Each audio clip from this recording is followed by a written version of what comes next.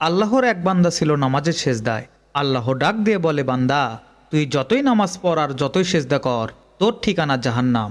এ কথা শুনে বান্দাটি বলছে আলহামদুলিল্লাহ। আল্লাহ বলে, এই বান্দা, জাহান্নামের কথা শুনে কেউ আলহামদুলিল্লাহ কয়?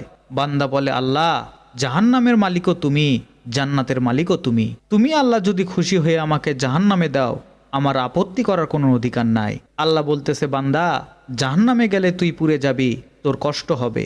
বান্দা বলে, আল্লাহ, কষ্ট শুধু আমার হবে না, তোমারও হবে। আল্লাহ বলে, বান্দা, তুই পুরবি জাহান্নামে, আমার কষ্ট হবে কেন?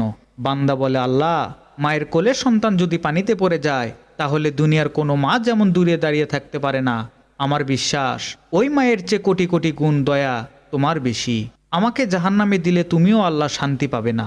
আল্লাহ বলে, বান্দা, এই দলিল তুই কই পাইলি?